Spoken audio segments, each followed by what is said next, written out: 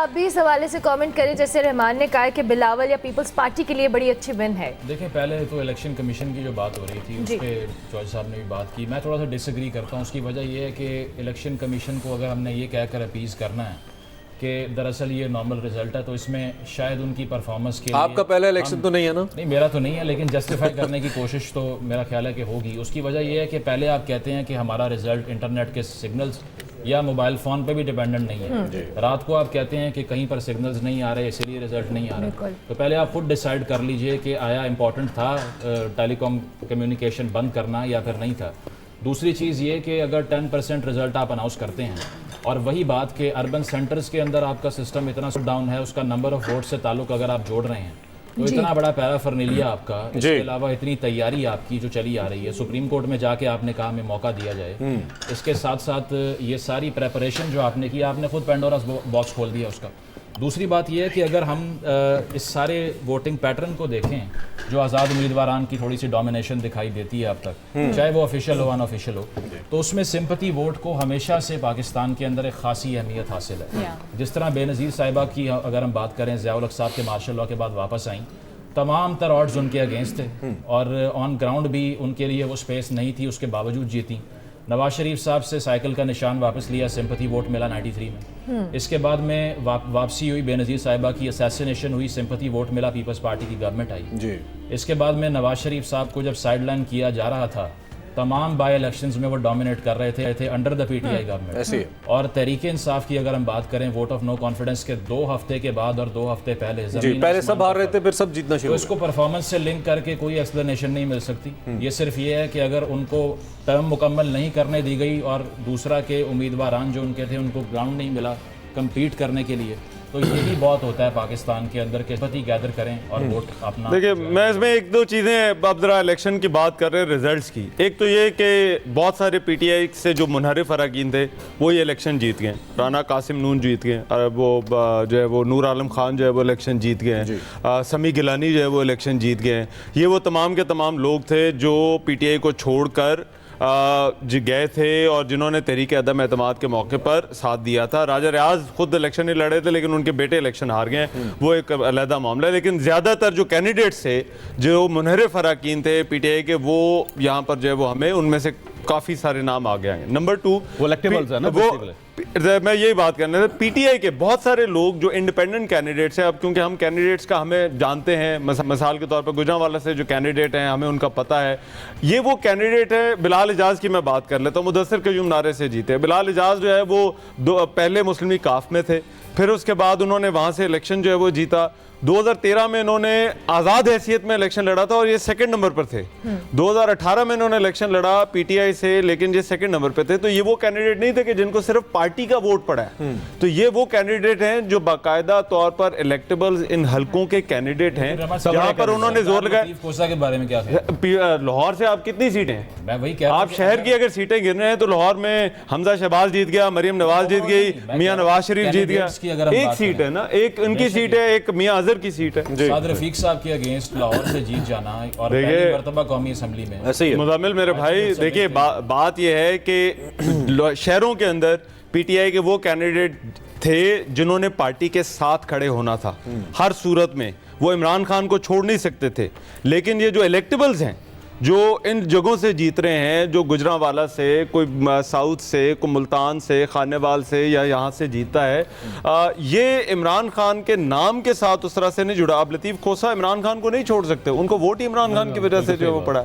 तो ये आपको फ़र्क जो है वो करना होगा। ये इलेक्शन के जो रिजल्ट्स हैं वो बड़े इंटरेस्टिंग हैं। नहीं, यहाँ पर फैसलाबाद एक एक्सेप्शन है, वहाँ पर अननोन कैंडिडेट है, लेकिन पार्टी का वोट आप कह रहे हैं कि ये जो डिले है इलेक्शन रिजल्ट्स के अंदर, नेचुरल डिले डिले नहीं है। 24 घंटे तो देना कम से कम। उसकी वजह यह है कि पहले जब इलेक्शंस होते थे तो 2-2 दिन लग जाते थे रिजल्ट कंपाइल करने में। अभी फिर भी टेक्नोलॉजी है, 24 घंटे के अंदर जाके ये चीज़ें फाइनल होंगी।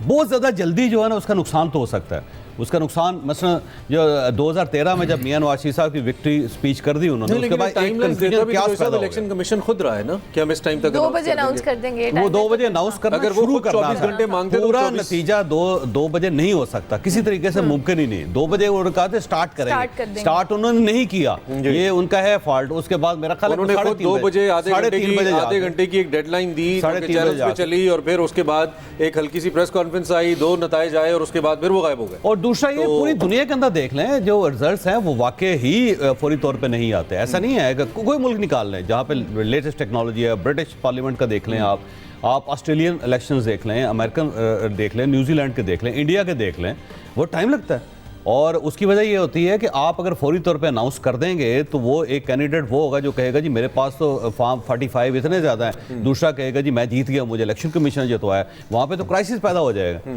तो उस क्राइसिस को अवॉइड करने के लिए ये इस टाइप की थोड़ी सी डिले होती है, और अभी डिले है नहीं है। मतलब 5 बजे देखें, 5 बजे तक मेरा ख्याल है मैक्सिमम रिजल्ट आ जाएंगे। तो 24 घंटे तो देने चाहिए एक सिस्टम को। ठीक हो गया। अगर उसे हम जल्दी करेंगे तो क्राइसिस बढ़ तो सकता है, सॉल्व नहीं हो सकता। देखिए, शहरों के अंदर जो पाकिस्तान तहरीक इंसाफ की जो पोजीशन है, अब आपको उसको ज़रा क्लोजली वॉच करना होगा, क्योंकि जो पिंडी के रिजल्ट्स हैं और लाहौर के रिजल्ट्स हैं और मुल्तान शहर का जो रिजल्ट है, तो ये मैं वो फिर वही बात जो कर रहा हूँ कि शहरों के अंदर जहाँ पर पार्टी को बेहतर परफॉर्म करना चाहिए था, उसके मुकाबले में रूरल एरियाज में जो पीटीआई के इलेक्टेबल्स खड़े थे उन्होंने बहुत बेहतर जो है वो परफॉर्म किया और सीटें निकाली।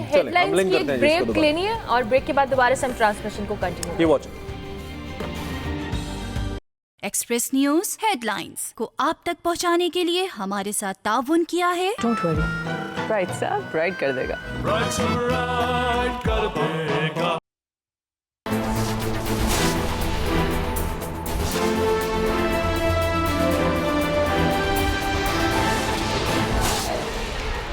इलेक्शन 2024 20 घंटे बाद भी नताइज मुकम्मल न हो सके। आज़ाद उम्मीदवारों की बड़ी तादाद कामयाब। पंजाब में नून लीग के उम्मीदवार टफ टाइम देने लगे। सिंध में तीर मुखालफिन को जेर करने लगा।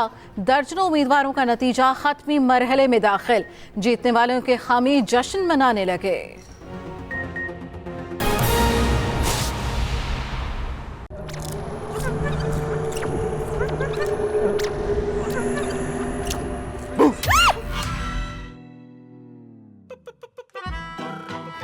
डोंट वरी, राइट साहब राइट कर देगा।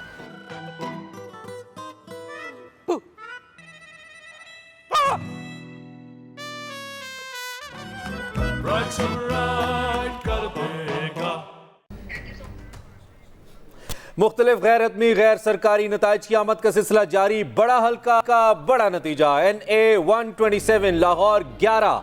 अताउल्लाह तारड़ ने ये इलेक्शन जीत लिया है। PMLN के उम्मीदवार अताउल्लाह तारड़ 98,210 वोट्स के साथ इस इंतखाब में, इस मार्के में कामयाब हुए हैं, जबकि इनके मुकाबले में ज़हीर अब्बास खोकर आज़ाद उम्मीदवार 82,230 वोट्स लेकर दूसरे नंबर पे हैं। बिलावल भुट्टो जरदारी इस हल्का इंतखाब से हमें नजर नहीं आ रहे हैं। अता तारड़ इस इंतखाब को जीतने में कामयाब हुए हैं और ये इलेक्शन एक्सप्रेस जीत का पैगाम लेकर अताउल्लाह तारड़ साहब की तरफ बढ़ रही है। अताउल्लाह तारड़ साहब जिन्होंने इस हल्के में कामयाबी हासिल की है, लगता था ऐसे कि टफ कॉम्पिटिशन होगा उनका, लेकिन बिलावल साहब तीसरे नंबर पे, ये वैसे हुआ जिस तरह पिछले इलेक्शन में उनके साथ लियारी में हुआ था, तीसरे नंबर पे आए थे। यहाँ पे भी बिलावल भुट्टो जरदारी तीसरे नंबर में आए हैं और अताउल्लाह तारड़ ने ये सीट नून लीग के लिए 98,210 वोट्स लेकर जीत ली है। एक चीज देखिए, हम इलेक्शन के जब रिजल्ट्स को डिसाइफर करते हैं ना, साइफर तो नहीं कहना चाहिए, तो डिसाइफर होते हैं। सो डिसाइफर होते हैं। इसमें एक चीज देखने वालों को भी बतानी चाहिए कि कभी भी एक फैक्टर जो है वो उसको हम यूनिवर्सली अप्लाई नहीं कर सकते। मिसाल के तौर पर आपके ख्याल में अगर परफॉर्मेंस हम का पैमाना रख लें तो सिंध में पीपल्स पार्टी का जो क्लीन स्वीप है, क्या उसकी परफॉर्मेंस की वजह से? नहीं। क्या केपी में पीटीआई का क्लीन स्वीप उसकी परफॉर्मेंस की वजह से? क्या पंजाब में नून लीग का जो कमबैक है, क्या उसमें जो है वो पीडीएम की जो 16 महीने के परफॉर्मेंस, ये जो पीपल्स पार्टी की जीत है, मैं सिर्फ एक सवाल मेरा बात पूरी तरह सुन ले, बात पूरी सुन ले। उसमें आप जनरल एक यूनिवर्सली एक रूल अप्लाई नहीं कर सकते जब जनरल इलेक्शन हो। जनरल इलेक्शन पे हमेशा याद रखें it's a combination of factors.